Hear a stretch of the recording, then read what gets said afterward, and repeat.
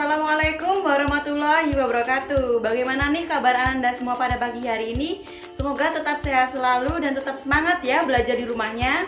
Kembali lagi pada mata pelajaran sejarah Indonesia kelas 12. Oke, materi video pembelajaran kali ini membahas mengenai peta kekuatan politik nasional masa demokrasi terpimpin. Demokrasi terpimpin merupakan proses pembalikan total dari proses politik yang berjalan pada masa demokrasi parlementer. Antara tahun 1960 sampai 1965, kekuatan politik terpusat di tangan Presiden Soekarno yang memegang seluruh kekuasaan negara dengan TNI dan PKI di sampingnya. Presiden Soekarno selalu mengungkapkan bahwa revolusi Indonesia memiliki 5 gagasan penting yang terangkum dalam manifesto politik. Kemudian Presiden Soekarno memperkenalkan ajaran Nasakom, yakni nasionalis, agama, dan komunis. Kemudian juga memperkenalkan ajaran Resopim, yakni revolusi, sosialisme Indonesia, dan pimpinan Indonesia sebagai upaya untuk memperkuat kedudukan Presiden Soekarno. TNI yang sejak Kabinet Juanda diberlakukan SOB, kemudian pada pemberontakan PRRI dan Permesta mulai memainkan peran penting dalam bidang politik. Kemudian menguatnya pengaruh TNI ini atas usulan dihidupkannya Undang-Undang 1945 membuat Soekarno berusaha menekan pengaruh TNI, terutama Nasution.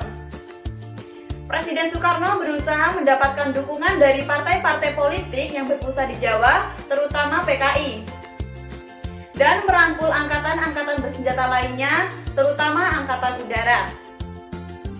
Kekuatan politik baru lainnya adalah PKI. PKI sebagai partai politik yang bangkit dari puing-puing pemberontakan PKI, kemudian muncul menjadi kekuatan baru pada pemilu tahun 1955.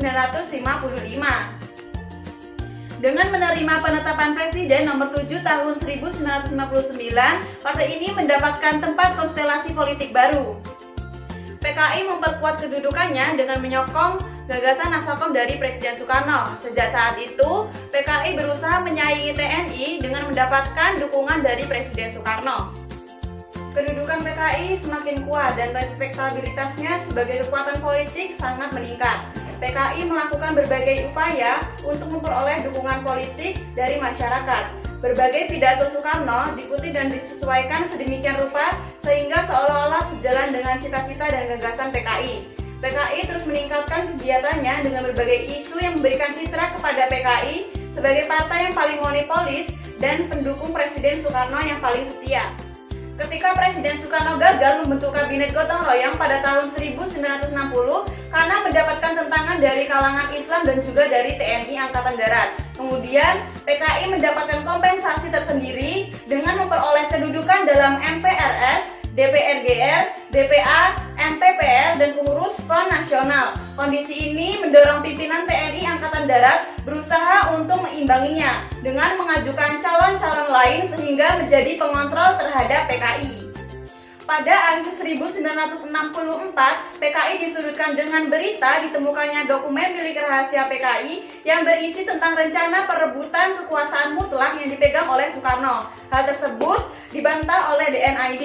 Kemudian peristiwa tersebut berkembang menjadi isu politik besar pada tahun 1964. Kemudian Presiden Soekarno berupaya untuk menyelesaikan permasalahan ini dengan mengumpulkan seluruh pimpinan partai-partai politik dan membuat kesepakatan untuk mengakhiri permasalahan karena pada saat itu pemerintah sedang berkonfrontasi dengan Malaysia. Demikianlah video pembelajaran yang dapat Ibu sampaikan, semoga bermanfaat. Ibu akhiri, wassalamualaikum warahmatullahi wabarakatuh.